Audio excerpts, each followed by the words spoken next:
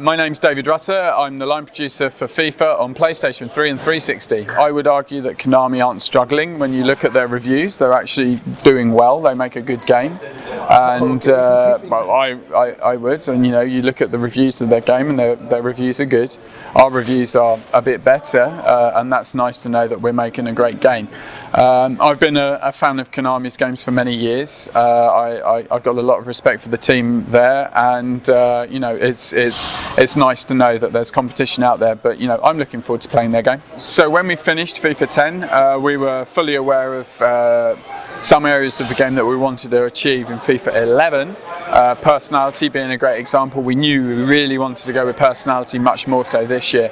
But there were also other things that we weren't so aware of, and with extended play from ourselves and also from our community, we've identified different things. So if you think of the chip shot on the goalkeeper and the way the goalkeeper was playing, after extensive play, these guys were letting us know that we needed to look at that. So some things come about afterwards, some things come about after a long period of play, and then there's other things which we've planned for some time. My name's Gary Patterson. I'm the creative director of FIFA 11 on the PS3 and Xbox 360, and we're here today just for our first look at FIFA 11. Obviously, we had a lot of feedback last year where the goalkeeper came off his line and made himself available, prone to be chipped.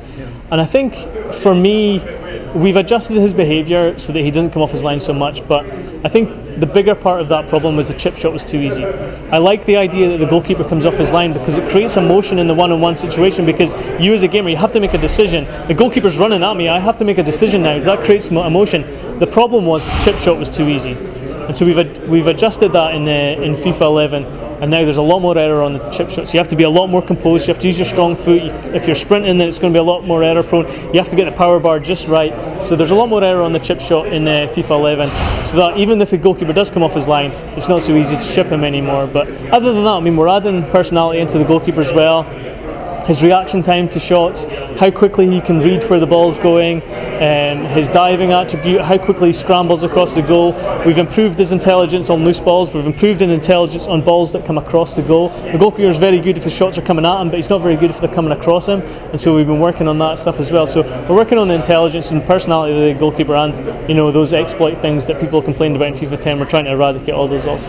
The feedback from World Cup is very similar to FIFA 10, but FIFA 11 is going in a slightly different direction, maybe slower, more tactical build-up.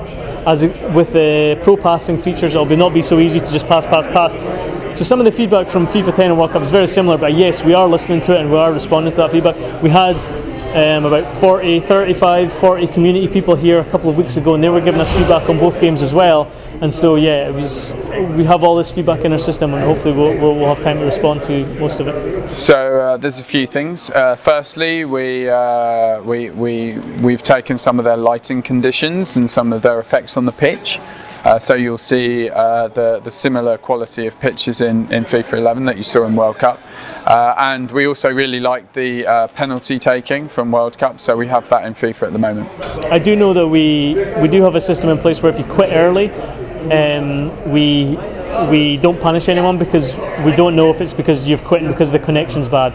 We give you a little bit of time at the start of the game, so I think it's like 10 minutes or something like that, 10 game minutes. And if you quit before 10 or 15 game minutes, we don't punish anyone, because we assume that it's because the connection was bad and you don't want to play that game. We could do some things that we're not going to be able to get to this year. That said, often we are doing things in the background as well, which take many years. And with the pressures of doing a yearly update, it allows you to more rapidly experiment and see what works. For the last 14 years or so, I've made a game every year. If I had 2 years, I would be wondering, my mind might be going a bit funny, so I like it yearly.